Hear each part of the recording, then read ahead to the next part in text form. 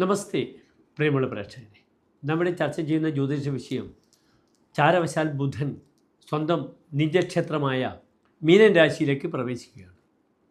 ആ മീനൻ രാശിയിൽ പ്രവേശിക്കുന്ന ബുധൻ 20 ദിവസക്കാലമാണ് തൻ്റെ നിജരാശിയായ മീനത്തിൽ നിൽക്കുന്നത്. പക്ഷെ ബുധനെ നിജരാശിയിലാണെങ്കിലും ബുധൻ്റെ ഓരോ മാറ്റവും വളരെയധികം പ്രാധാന്യമുണ്ട്. കാരണം ബുധ ഫലതസ്തു സർവത, ഏത് സമയത്തും ഫലം ചെയ്യുന്ന ഗ്രഹമാകുന്നു ബുധൻ. അതിനാൽ ബുധൻ്റെ ഈ അരിഷ്ടതകൾ, നിജരാശിയിലേക്കുള്ള സ്ഥിതി എപ്രകാരം ശുഭാശുഭ ഫലത്തെ പ്രദാനം ചെയ്യുന്ന വിഷയമാണ് നാം ഇവിടെ ചർച്ച ചെയ്യുന്നത്. ബുധനെ കൊണ്ടാണ് എല്ലാതരം വിദ്യകളും നാം ചിന്തിക്കുന്നത്. വചനം ജ്ഞാനമിന്ദോസ്തനൂജ, വചനം, വാക്ക്, അറിവ്, ഇതൊക്കെ ബുധൻ്റെ കാരക ധർമ്മങ്ങളാകുന്നു.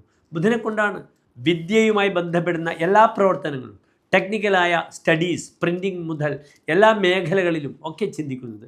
ഫോറൻസിക്കുമായി ബന്ധപ്പെടുന്ന സ്റ്റഡീസിനൊക്കെ തന്നെ ബുധൻ ജ്യോതിഷത്തിൽ നല്ല സ്ഥാനത്തായിരിക്കണം. ഈവൻ ഒരു ജ്യോതിഷിക്ക് ബുധൻ നല്ല സ്ഥാനത്താണെങ്കിൽ മാത്രമേ നന്നായി ഫലപ്രവചനം നടത്തുവാൻ കഴിയുകയുള്ളൂ.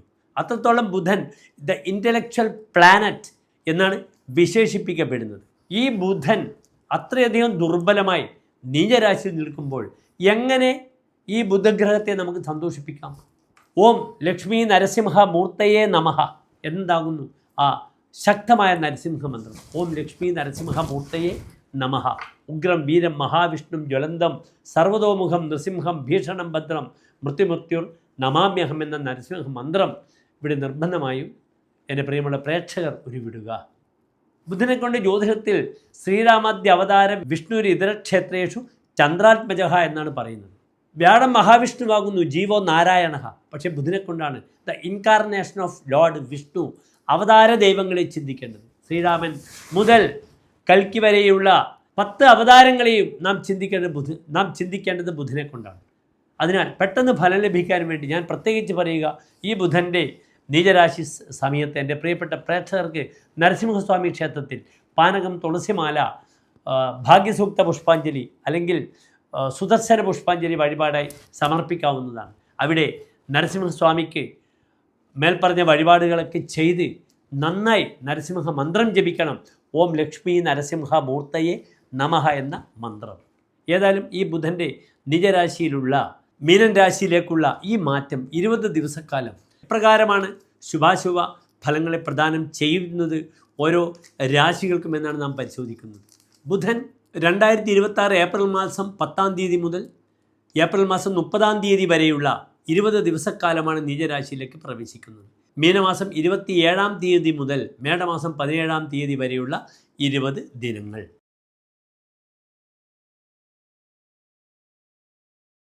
ചിത്ര നക്ഷത്രത്തിൻ്റെ അവസാനത്തെ 30 നാഴിക, ചോതി വിശാഖം നക്ഷത്രത്തിൻ്റെ ആദ്യത്തെ 45 നാഴിക വരുന്ന 2 നക്ഷത്ര സമൂഹം. ഇവിടെ അങ്ങേറ്റം ദുർബലമായാണ് ബുധൻ 6-ാം ഭാവത്തിൽ നിൽക്കുന്നത്. അങ്ങേറ്റം ദുർബലമാണ്. അശത്രുഹ എന്നാണ് പറയുന്നത്.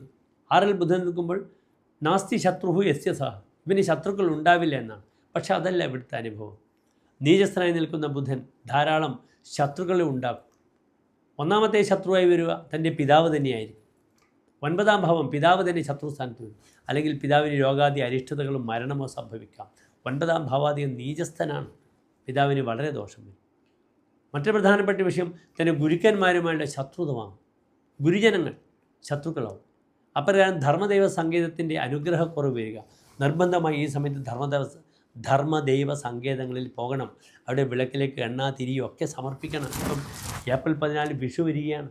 അപ്പം ധർമ്മദൈവ സങ്കേതങ്ങളിലൊക്കെ പോയി അവിടെ വഴിപാടുകളൊക്കെ എൻ്റെ പ്രിയമുള്ള പ്രേക്ഷകർ ചെയ്തേ മതിയാവുകയുള്ളൂ. അച്ഛനെയും ഗുരുവിനെയും ശത്രുക്കളാക്കരുത്. രേഖാപരമായ വിഷയങ്ങൾക്ക് ശത്രുത വരും. പൂർവികമായ സ്വത്തിൻ്റെ വിഷയത്തിൽ വലിയ പ്രയാസങ്ങളുണ്ടാകാം. എല്ലാവരും പരസ്പരം കലഹിക്കും.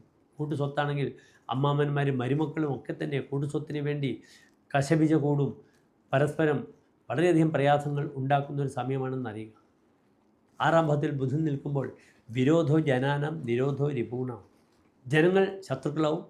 ശത്രുക്കൾ തൻ്റെ പ്രയാസങ്ങളെ, തൻ്റെ വിഷയങ്ങളൊക്കെ തടസ്സപ്പെടുത്തും. പലപ്പോഴും രേഖാപരമായ തടസ്സങ്ങൾ, പറമ്പ് അളവ് അല്ലെങ്കിൽ അതിർത്തി തർക്കങ്ങളൊക്കെ വരുന്ന സമയമാണ് 20 ദിവസം.